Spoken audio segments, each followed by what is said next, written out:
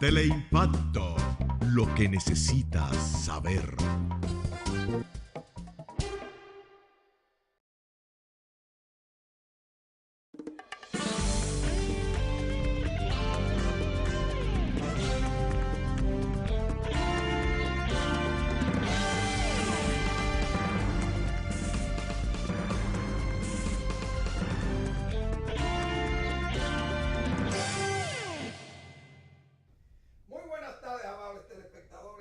Muy buenas tardes, bienvenido a esta cita diaria, crepuscular y nocturna de Teleimpacto, que es al final de la tarde o comenzando la noche. Ponga su caridad en buenas manos. Patronato contra el Cáncer de Villa González Incorporado, una institución verdaderamente para el prójimo, de servicio al prójimo. Su caridad y el eje principal de la doctrina social de la iglesia, que es la caridad, si usted la coloca en manos no pecaminosas, en manos sin fines de lucro, usted sabe que su dinero o su aporte está resguardado. 809-443-8010. Bueno, varias noticias que hay que hacerle comentarios, pero creo que el evento de anoche de los artistas, que es el evento más importante, diríamos, del arte dominicano, tanto el popular, el lírico, las comunicadoras y los comunicadores que también están en programas de amenidades, como se le llama, o programas de diversiones, presentaciones de artistas,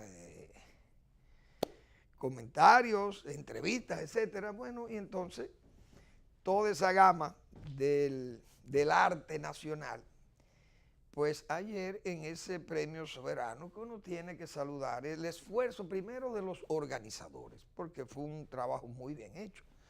Uno no tiene experiencia en esa cosa, pero tiene vista, uno tiene la vista y el conocimiento por lo menos para advertir si un evento está bien montado o no. Eso fue un evento muy bonito, un escenario adecuadísimo como es el del Teatro Nacional, que en su época muchos de los que estaban ahí fueron críticos severísimos de ese palacio, ese teatro, ese faraón de Balaguer haciendo esas plazas de la cultura con tantas necesidades y precariedades en el país, para después tener que callarse la boca y a disfrutar de la acústica y de la comodidad de ese ejemplar, de ese magnífico Teatro Nacional. Muy bien adecuado. Los patrocinadores de ese evento hay que saludarlos también, felicitar a la cervecería. Yo creo que es un esfuerzo empresarial muy importante para darle apoyo a los artistas, porque decía yo, comenzando, esos son eventos como las ferias agropecuarias para los productores agropecuarios. Es decir, el evento más importante para un productor agropecuario es la feria agropecuaria, donde él puede ir a competir con su ejemplar equino, puede ser ovicaprino, gallinas, perros, vacas, toros, productores de leche o de carne, es decir, las diferentes razas. Entonces, esos productores van felices porque llevan sus mejores sementales, los mejores vacas productoras o paridoras, qué sé yo, y entonces reciben premios, trofeos que se exhiben más luego en sus casas o en sus oficinas, etcétera. Así pasa con los artistas. Yo creo que es un evento muy bien montado, muy bonito, cubre todo el arte nacional. Se premió a un hombre como Cuco Baloy, dignísimo de recibir un premio de Gran Soberano, porque Cuco Baloy es un hombre, a pesar de que tuvo sus problemas, diríamos, políticos y como medio turbado, pero propio de sus decisiones muy libérrimas. En una oportunidad prácticamente abjuró del país, dijo que se iba mientras Balaguer gobernara. Entonces Balaguer duró tantos años,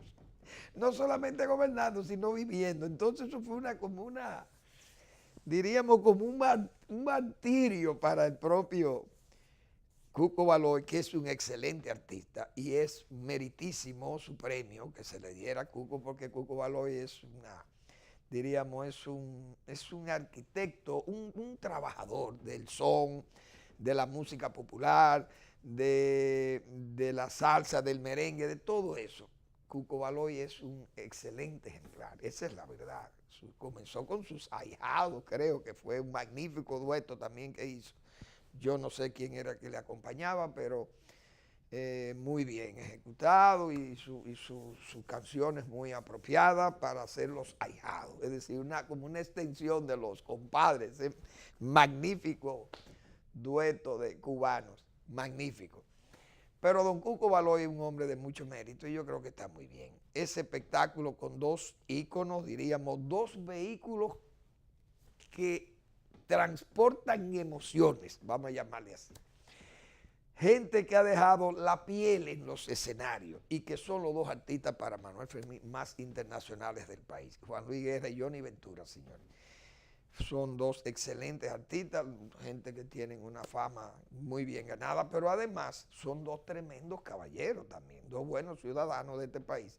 Siempre he dicho que Johnny Ventura es uno de los mejores ejemplos que tiene el país, porque Johnny Ventura lo único que ha sido es un buen artista, y aunque sea político, pero él lo que ha sido es un gran artista, esa es la verdad. Yo creo que fue un espectáculo muy bonito.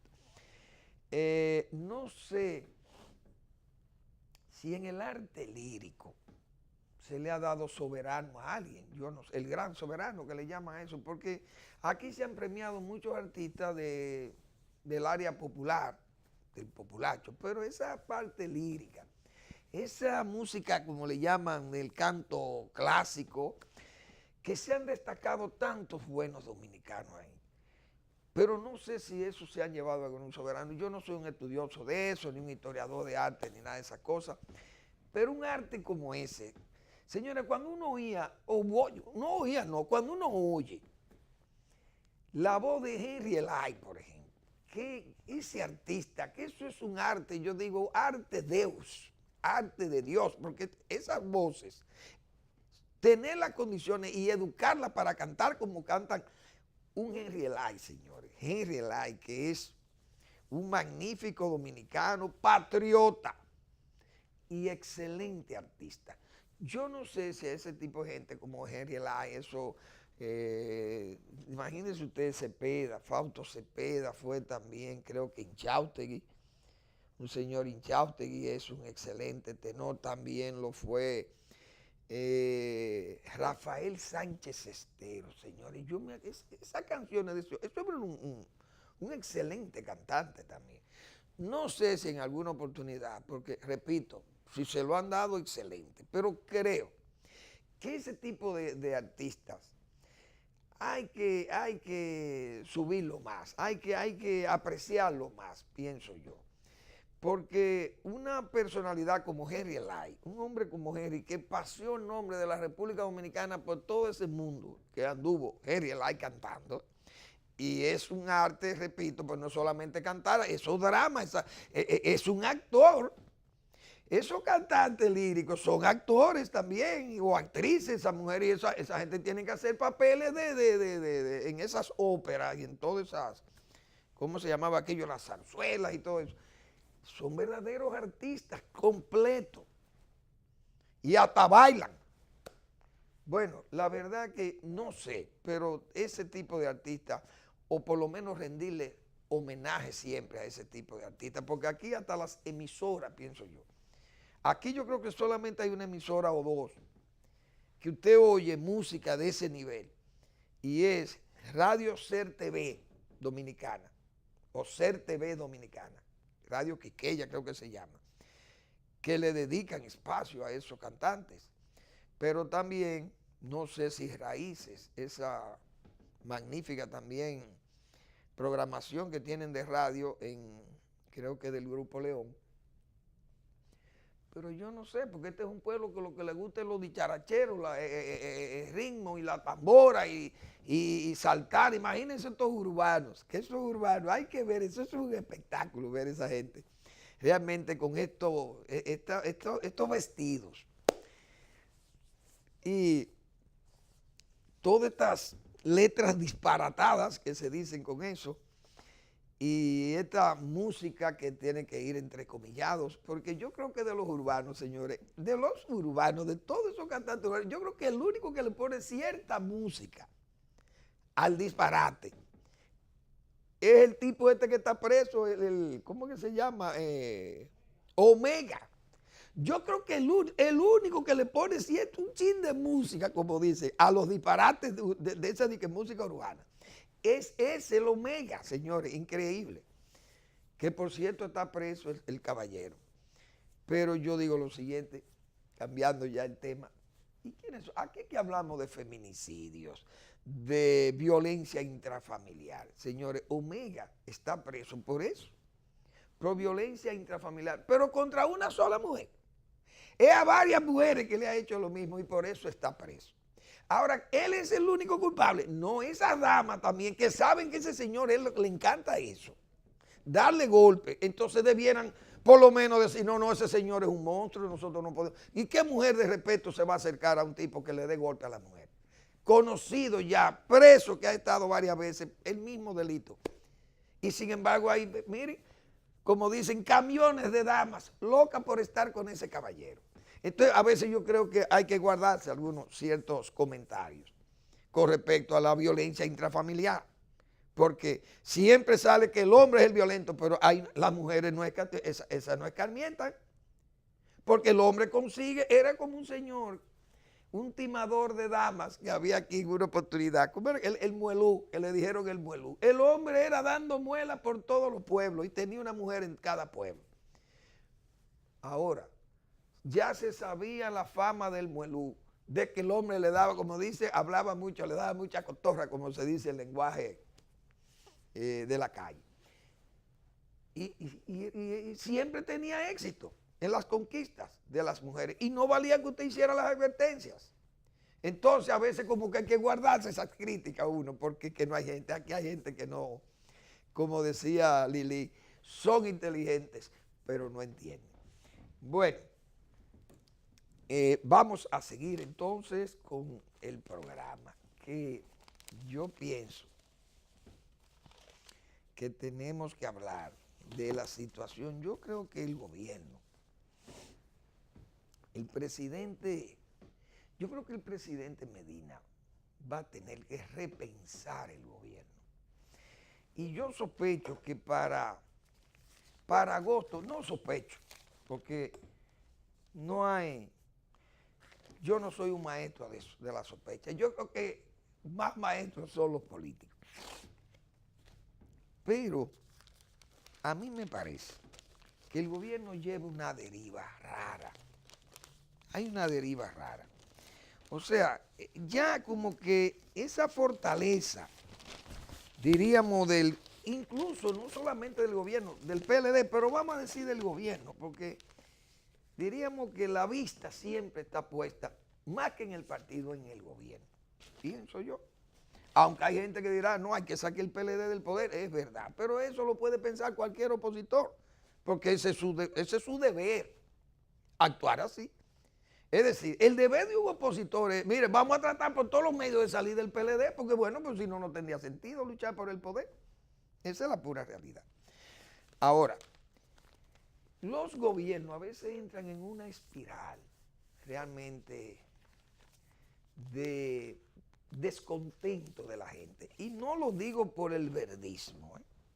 Ese verdismo, todo eso es agua de borrajas mañana. Que nadie piense que esa gente es más difícil arrearlo a un partido político. Usted lo puede arrear a un partido político y terminan disminuyéndose y terminan, como decía un amigo mío, como el Rosario de la Aurora. Que en el Rosario de la Aurora comienza a las 5 de la mañana y eso es un gentío que va acompañando el Rosario. Pero ya a las 7:30 de la mañana va quedando solo el beaterio de la parroquia de donde se hace. ¿Por qué? Porque la gente se va ya diluyendo, se va saliendo de la caminata y se va a preparar para irse a su trabajo. Bien, así pueden terminar esos movimientos que usted cree que puede pescar, como se dice, en ese río revuelto que es ganancia de pescadores.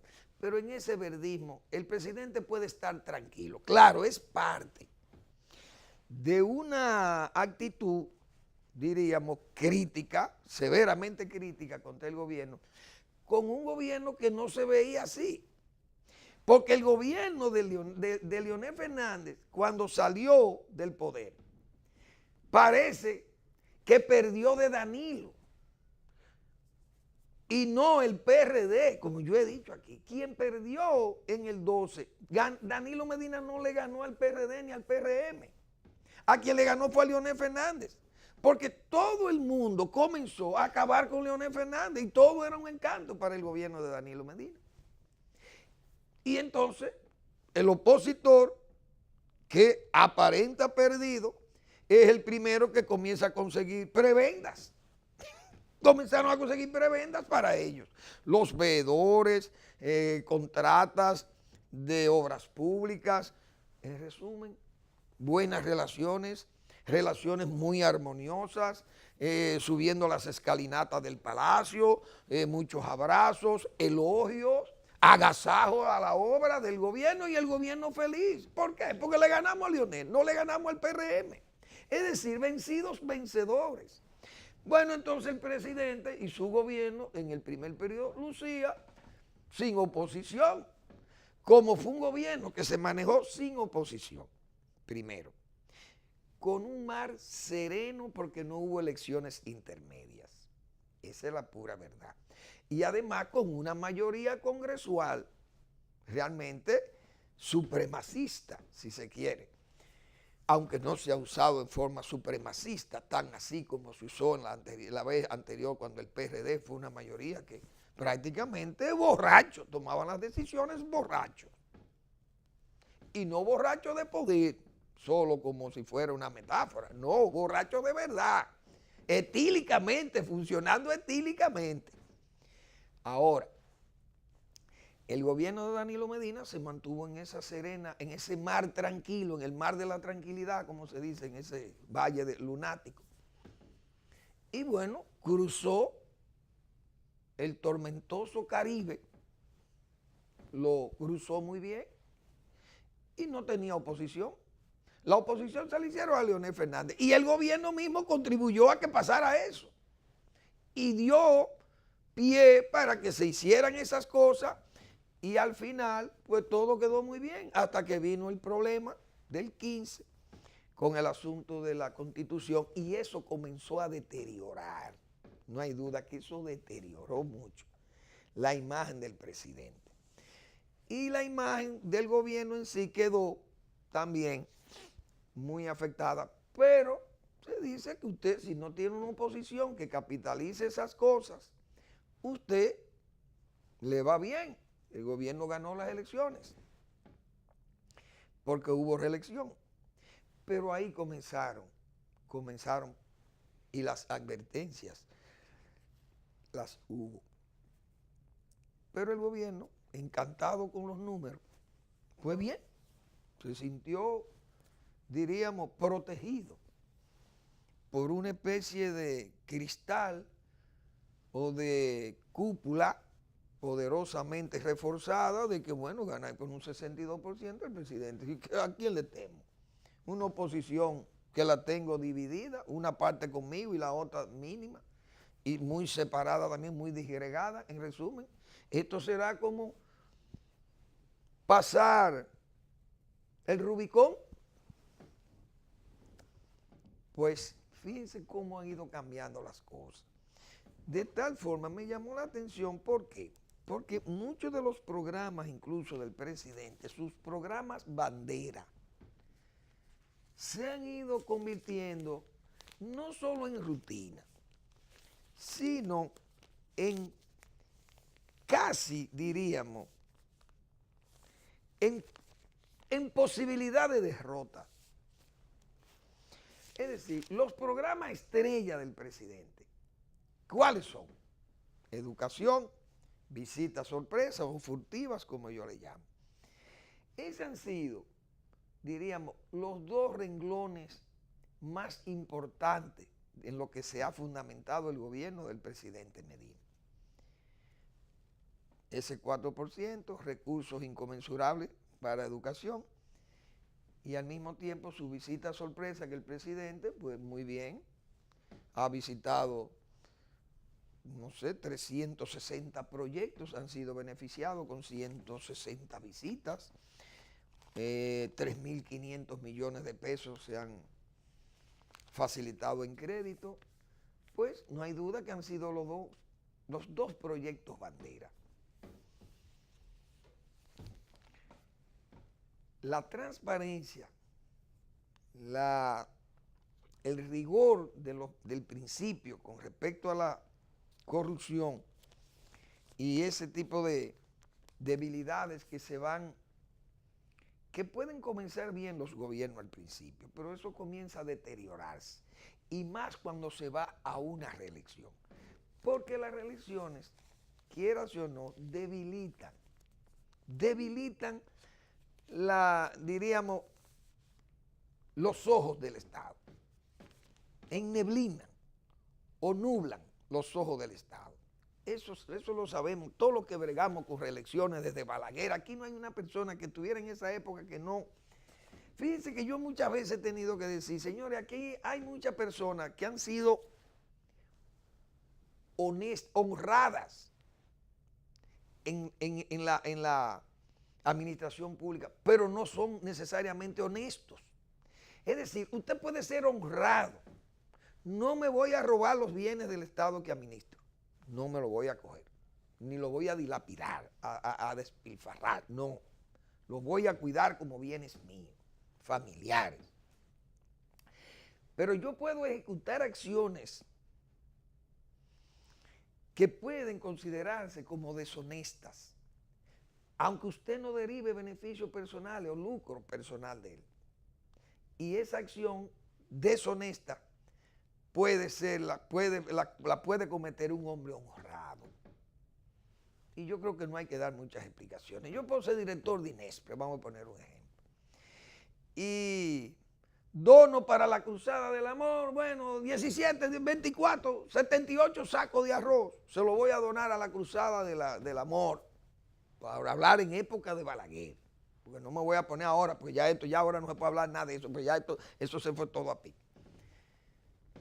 Usted no se cogía un peso de eso, porque no es verdad que usted iba a derivar un saco para su casa. Déjame aprovechar de esto. No, porque había gente para todas las cosas.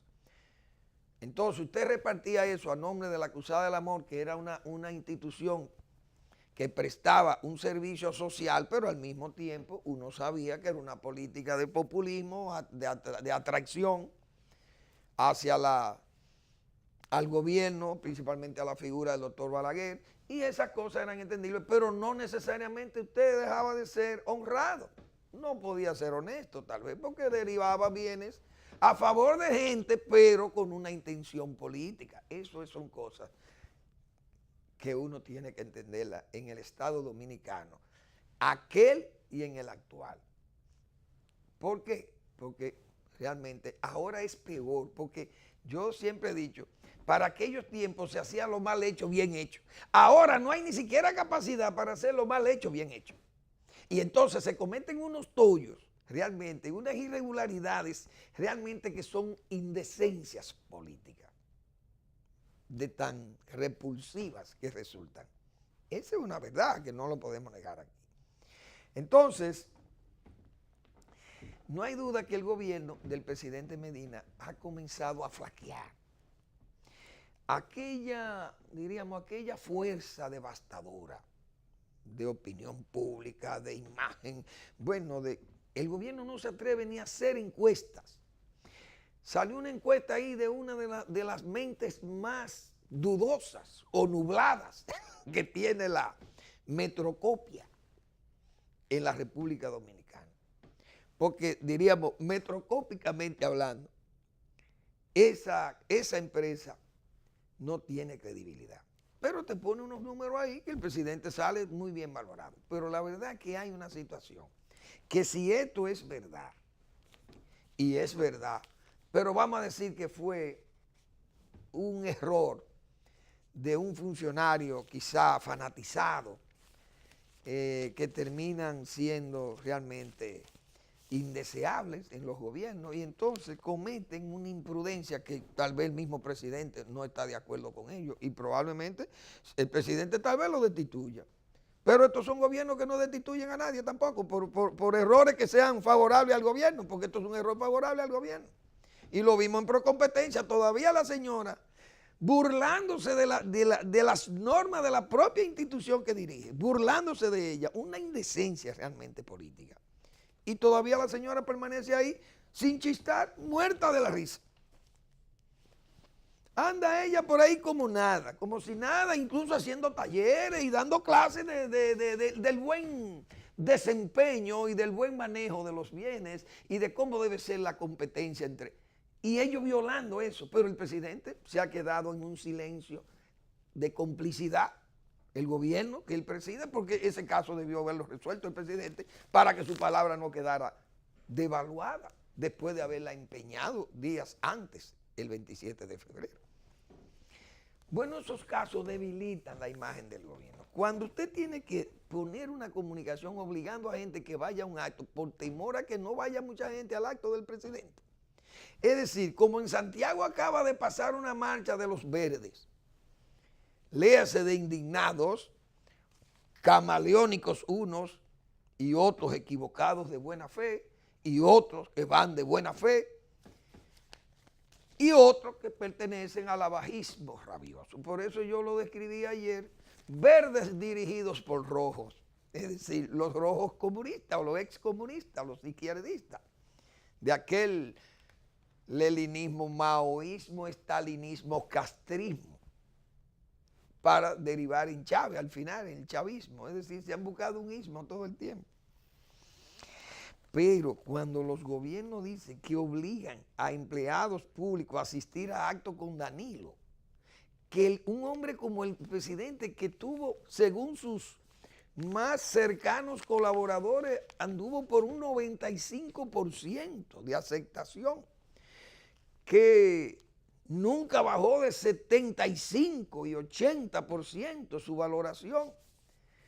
Que un presidente vaya a una elección y gane con 62% y que 5 meses, un año después, porque va a ser un año de las elecciones prácticamente, estamos a 10 meses de lo que pasó en el 16, que en 10 meses la imagen del gobierno se haya deteriorado de tal forma que para lograr una buena asistencia a un meeting que vaya el presidente tenga que ser invitado en forma coactiva, o sea, por coacción. Eso me luce muy mal. Entonces, pienso que el presidente tendrá que repensar el gobierno. ¿Qué sería repensar el gobierno? Miren, si vemos, por ejemplo, el caso de educación. En educación, el presidente ha tenido que enviar a un joven, que fue al que yo le llamaba el ministrillo de Relaciones Exteriores, porque tuvo un papel simple y llanamente, realmente, no lo voy a decir entreguista, pero tuvo un papel realmente casi de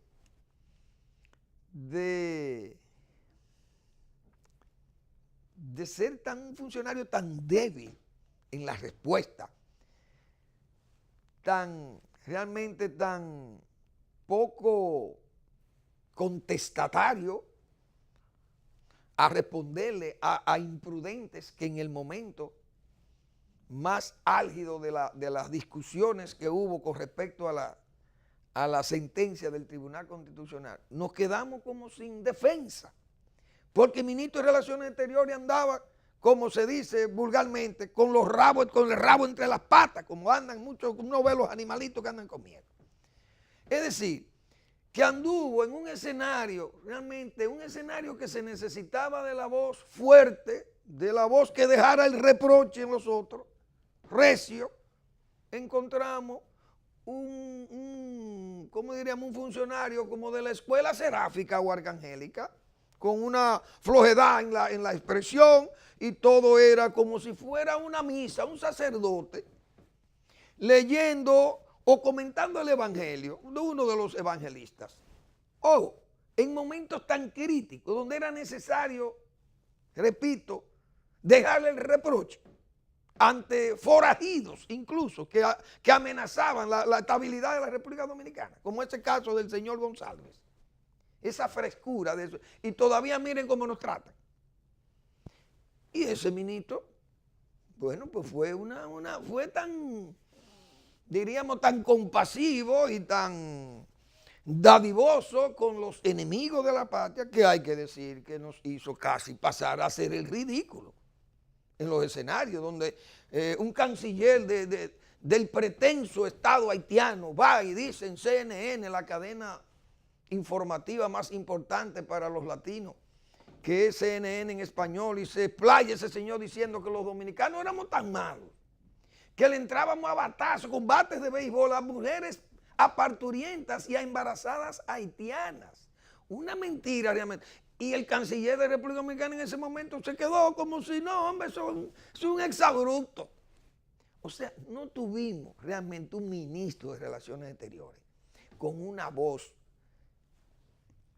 que en forma, diríamos, vigorosa, le llamara la atención a esa comunidad internacional que andaba realmente retosando con la soberanía de la República Dominicana. Yo dije que era un ministrillo, pero el hombre parece que se destaca como una especie de funcionario detergente. Y había problemas en la Cancillería porque había un descuido, parece, administrativo. El propio canciller, un hombre serio como el ingeniero Carlos Morales, pero mal servido, con realmente una polilla a su lado, muchas veces dañina, o la mayoría de las veces las polillas son dañinas. Entonces le hizo mucho daño a la imagen del propio ingeniero Morales, que en paz descanse, Morales Troncoso, que tuvo buenos colaboradores también, gente madura y por la experiencia, y gente seria, y gente, pero que el propio Morales era un hombre también que tenía la respuesta adecuada cuando se trataba de injerencismo en el país. Nunca inclinó la cabeza, al contrario, siempre fue de frente, llamándole al pan pan y al vino vino. A quien se metiera con el país le llamaba su atención en forma enérgica. Esa es la verdad. Nunca barajó, como se dice, el pleito contra nadie, por más poderoso que fuera el país o el representante de ese país en la República Dominicana. Morales fue un hombre que supo siempre responder a la altura de un verdadero canciller. Esa es la pura verdad. Que administrativamente había muchas debilidades, es la verdad también. Bueno, no se puede negar.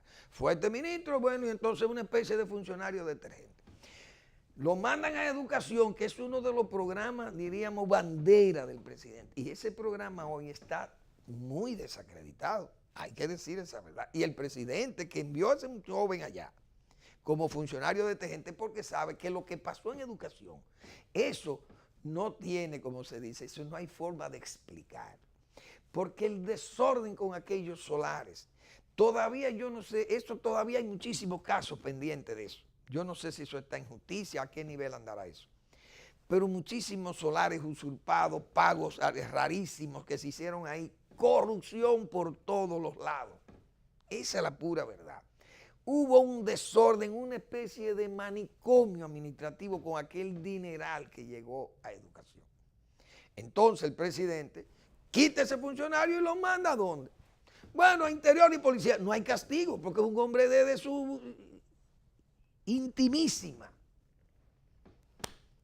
confianza, el ministro de Interior y Policía actual. Entonces ese señor dejó ese deterioro y hay que mandar al funcionario detergente. Ahí está el señor Navarro, realmente con una situación heredada gravísima y una indisciplina docente que hay que ver. Miren el nivel que hay, y ahora se está hablando de cancelar. Yo creo que no es cancelarlo, pues si lo cancelan entonces hay más problemas, porque hay que liquidarlo. Y yo me imagino el desorden que se va a armar con eso. El mejor castigo es no lo cancele, señor ministro, a los docentes que no quieran dar clase. Usted lo único que tiene que hacer es no le paguen. Cuando venga el 25 de abril, no le paguen un centavo a los maestros de Barahona y ustedes verán. Pero bien, esas medidas yo no sé. Vamos a ver las medidas que se van a tomar ahí. Pero ¿qué está pasando con eso? se construyen las aulas. Fíjense ya dónde va un subprograma estrella. De la alfabetización ya no se habla, de la de adultos. Nadie se sabe si ya se cerró ese ciclo, si se completó, si ya no hay analfabetos y si lo que se alfabetizaron realmente son alfabetos funcionales o analfabetos funcionales. No lo sabemos porque eso no se ha evaluado. Tenemos el desayuno escolar y la tanda extendida prácticamente al colapso porque no pagan. Entonces dice que no le pagan ni a maestros por la extensión, ni le pagan tampoco a los suplidores porque hay problemas hasta con la calidad misma de las comidas y eso anda que usted no sabe cuál es el nivel de confianza en la educación. La gente que monitorea la educación, educa en el sector privado, tienen serias dudas del programa y realmente lo que se vendió como un programa estrella del presidente puede terminar en aguas de borrajas.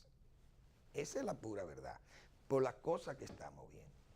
Otro de los programas donde el presidente mismo piensa tal vez que va todo sobre ruedas, pero no valen las advertencias y que nosotros hemos hecho aquí responsablemente las advertencias antes de cuando comenzó ese programa de visitas. Llamamos la atención, cuidado con ese préstamo sin garantía hipotecaria, ni siquiera prendaria. Cuidado con la alta morosidad de gente que ha quedado mal en el banco, pero asociado en nuevas directivas, se cuelan y se van al préstamo fácil. No le importa el riesgo que se cubra por la falta de asistencia técnica o de vigilancia, de seguimiento, y entonces se aprovechan de la, diríamos, de la bondad del presidente, que anda en forma, diríamos, dadivosa, entregando a discrecionalidad los dineros, cuyo origen yo no sé si es presupuestario. Pero el presidente ha soltado, como se dice, 3.500 millones de pesos que le han servido también de plataforma para impulsar lo que atávicamente todos los presidentes de la República Dominicana al final desean, que es la reelección. Y se reeligió teniendo como, diríamos, como bandera de lucha que exhibir esas visitas, sorpresas, que yo le llamo furtivas. Entonces, de esas visitas el presidente podrá pensar que todo va sobre ruedas. Y yo le dije aquí y lo escribí y he dicho, presidente, pare esas visitas un tiempo, párelas, para, diríamos, hacer una reflexión en el camino y hacer una evaluación de estos proyectos, a ver por dónde van las cosas y cómo van las cosas. Si uno pide hoy en la organización o la institución que tiene a cargo ese programa del presidente, si uno pide que le den una relación del retorno que ha habido de aquellos proyectos que hace 5 años que comenzaron a producir, ya la gracia tiene que haberle pasado, ya esos proyectos tienen que haber devuelto parte de su inversión, ya tienen que haberla devuelto al FEDA o al Banco Agrícola. Y esa información, tengo entendido que hay dificultades para conseguirla. Ojalá me la consigan, yo la leo aquí, si me la dan. A ver cuáles han podido retornar esa inversión. El presidente va y le exige, cuántas veces visita esas comunidades, le exige que tienen que pagar. Y está muy bien que el presidente haga hincapié en eso. Pero, presidente, ¿se está pagando? ¿Se ha evaluado todo? ¿Qué ha pasado? Por ejemplo, yo cité aquí el caso de proyectos de tilapias de la Bombita, proyectos de conejos de San Juan y de Mao, proyectos de pollo de los Alcarrizos, la Fani, una en los Arroceros. O sea, por poner algunos casos.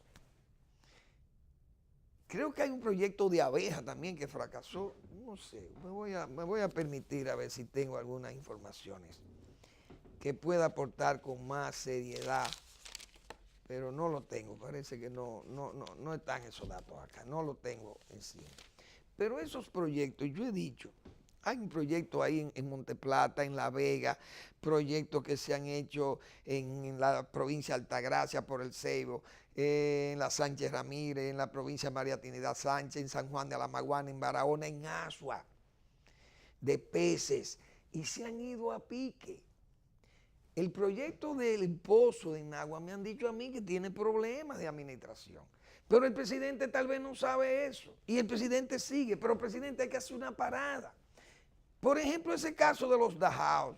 El esfuerzo que hace el presidente por llevarle unos recursos a agricultores de los Dajaos en Jarabacoa para producir fresa. Bien. Pero es que esa gente va a ser un fracaso seguro. Porque ese es un cultivo que necesita mucha tecnología y necesita mucha supervisión técnica.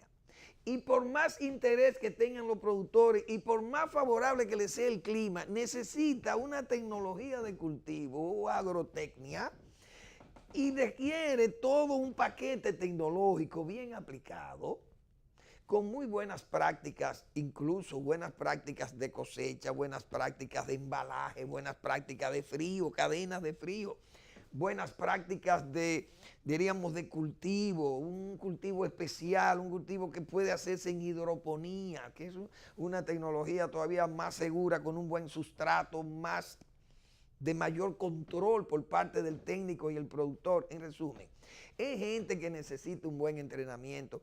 Y yo decía, la plántula de fresa, el estolón, a raíz desnuda vale 20 pesos, es muy cara.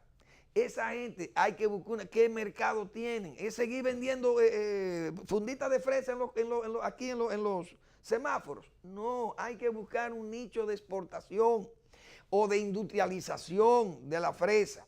Y entonces ir a un proyecto mayor y producir plántulas por meristemos, por tejidos, in vitro, un laboratorio como el de La Vega. Tenemos a BioVega, faltan 40 millones de pesos, lo mismo que hizo el aporte el presidente allí. Pero ese proyecto puede producir 10 millones de plántulas.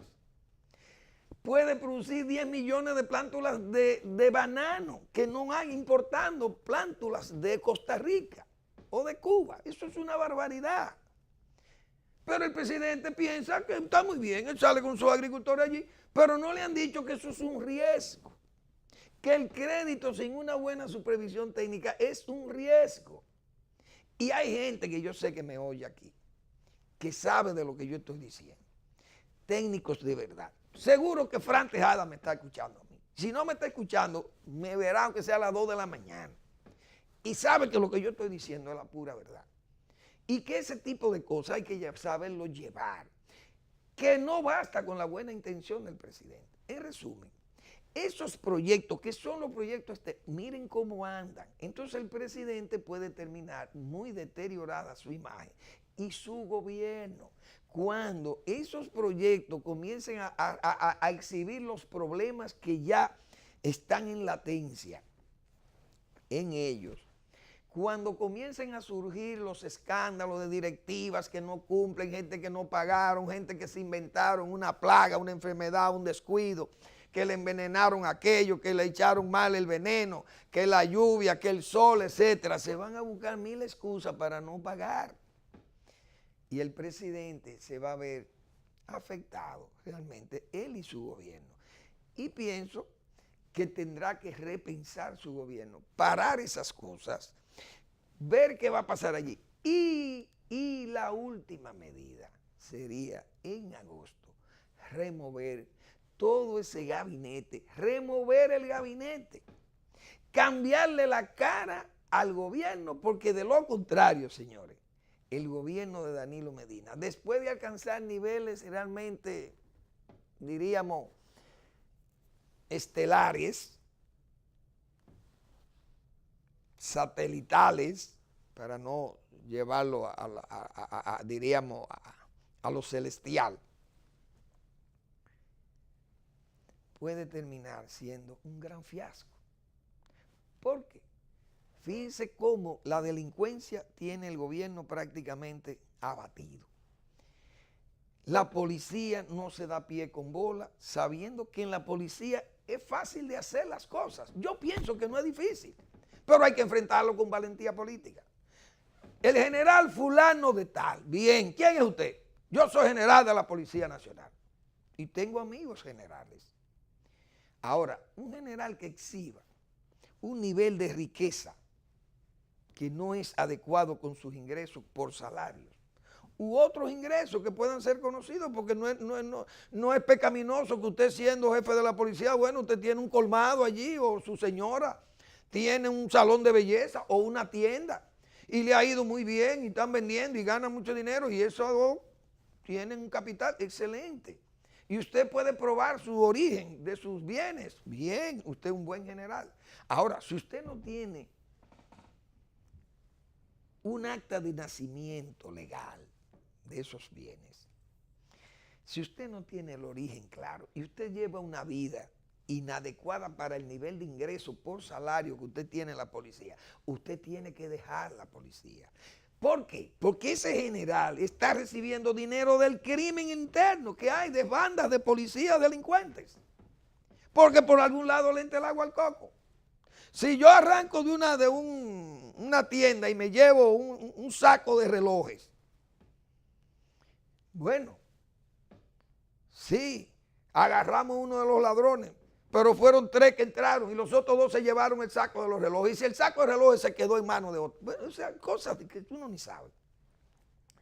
Fíjense esos atracos, policías involucrados, pero uno no sabe si esa gente está coordinada adentro para robar y luego llevar. Entonces, esas cosas hay que comenzar no a descifrar la policía. Ahí hay un departamento de asuntos internos fácil de llevar todo eso. ¿Cómo es posible que un sargento aquí ande en un carro, un Ferrari, por ejemplo? Un sargento del ejército que anda en un Ferrari. Mire, caballero, ¿quién es usted? Mire, yo soy hijo de Alejandro Grullón. Ah, no. ¿Y usted es sargento? Sí, yo soy sargento de la policía, pero soy hijo de don Alejandro Grullón. ¿Y usted anda en ese Ferrari? Sí, yo puedo andar en ese Ferrari, porque mi papá es rico. Ah, pues está bien. Excelente. Eso no es pecaminoso. Ahora, si usted es Juan Brazován, cuya oriundez viene de las charcas de Marianova, donde se conoce Títeribud, y usted, siendo sargento, arroja capitales, lleva una vida realmente de rubirosa y anda en los mejores vehículos y gasta mucho dinero, a usted hay que investigarlo, porque usted no puede, un capitán, usted es que capitán, teniente del ejército, y tiene una finca que ni el King Ranch. Oh, ¿quién era ese? Quirino, teniente y después capitán del ejército. Pero señor, ¿y qué pasó? El mejor ejemplo para saber lo que era un capitán con dinero fue el caso del mismo Quirino. Pero ¿y este hombre con tanto dinero, siendo de que teniente?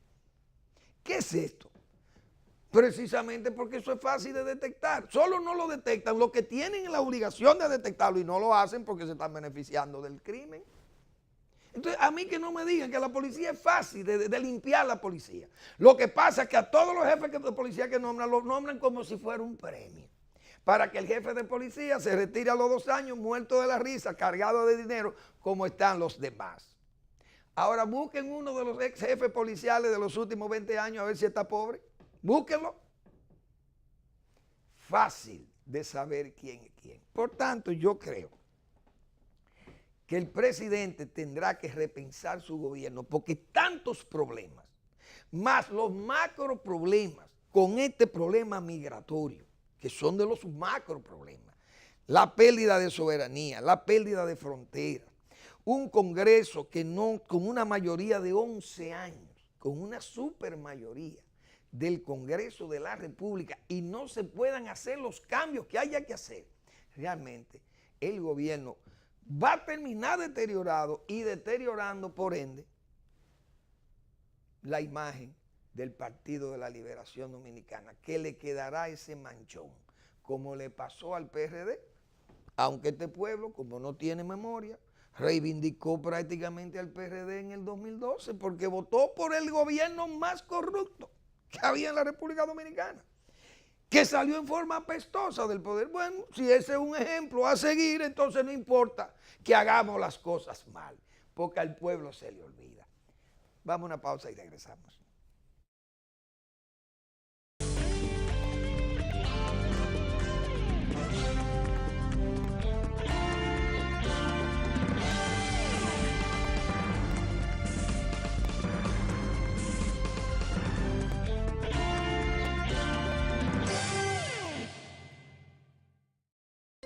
Tomando en cuenta las medidas de seguridad en tu trabajo, evitas accidentes laborales y podrás regresar sano a tu hogar y a los tuyos. Adopta las posturas para el manejo de cargas. Si la misma es muy pesada, solicita ayuda. Si trabajas sentado, mantén tu cuerpo en posición correcta. Así evitas fatiga y tu labor será más productiva. Ten presente que tu empleador debe reportar a la ARL todo incidente laboral que te ocurra. Recuerda, la prevención contribuye a la salud laboral. Administradora de Riesgos Laborales, para que trabajes sin preocupaciones. ¿Por qué es importante el crecimiento económico? Imagina que la economía no está creciendo y no se están generando suficientes empleos. A tu hija, que se acaba de graduar de la universidad después de tanto esfuerzo, se le dificulta encontrar un buen empleo y tú estás en riesgo de perder el tuyo. Ante la falta de crecimiento económico, las empresas están cerrando y nadie está dispuesto a invertir. Como consecuencia, tu familia no podrá aspirar al nivel de vida que soñaste para ellos. Por esto, el Banco Central contribuye a un crecimiento sostenido de la economía a través de la implementación de una política monetaria orientada a mantener la estabilidad de precios, mientras procura la regulación eficiente del sistema financiero y el adecuado funcionamiento de los sistemas de pagos. Un crecimiento económico estable crea un clima adecuado para el aumento de la inversión, promueve la creación de empleos y el aumento del ingreso, lo cual, unido a la ejecución de políticas públicas, contribuye a reducir la pobreza, es decir, el crecimiento económico sostenible. Sienta las bases necesarias para alcanzar el desarrollo y mejorar las condiciones de vida de tu familia, permitiéndole un mayor acceso a bienes como electrodomésticos, muebles, computadoras, transporte, porque cuando una economía crece de forma estable y sostenible en el tiempo, tus sueños de hoy serán tus logros del mañana. Campaña de Educación Económica y Financiera del Banco Central de la República Dominicana. Por la estabilidad y el crecimiento.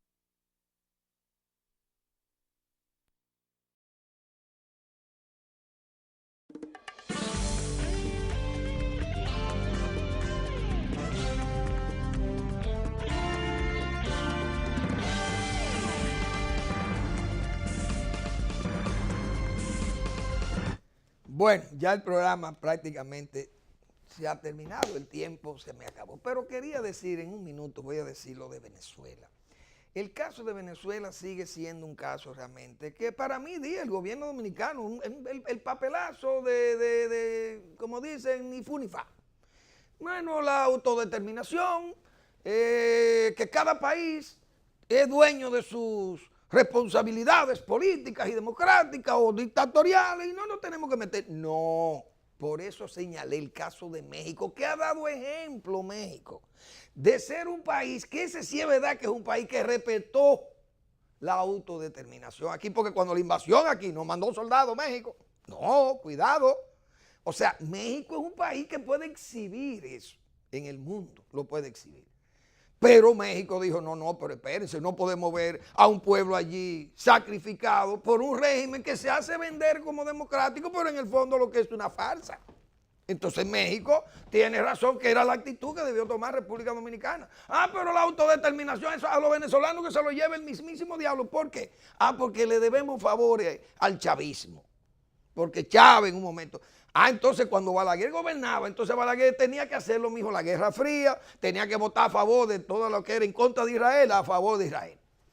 A favor de la política de Estados Unidos, tenía que votar República. Porque teníamos la PL 480, 40 años para pagar los préstamos y 10 años de gracia, dándonos comida prácticamente a los americanos. Todo el mundo tiene su excusa. Ahora, un acto tan grave como es suspender la inmunidad legislativa, eso no se le tolera a ningún régimen democrático. La inmunidad, ahora Putin puede hacer eso, en la Unión Soviética, ya en Rusia, Putin, o en Corea del Norte, o en Cuba. Ahora, que en Venezuela democrática se quite, se borre la inmunidad legislativa, eso no puede ser. Señores, eso lo logramos en 1844 aquí. ¿Ustedes saben quién? Buenaventura Báez, siendo constituyente, fue quien dijo, no, hay que respetar la inmunidad legislativa ante las amenazas de Siño Pedro y del tropel, de su peonada. En resumen, esas cosas, señores, no las puede tolerar ninguna región que se precie de ser una región de hermanos en el idioma, en las costumbres y en la democracia. Gracias por preferirnos y nos vemos mañana en otra entrega de Al Final de la Tarde o comenzando la noche.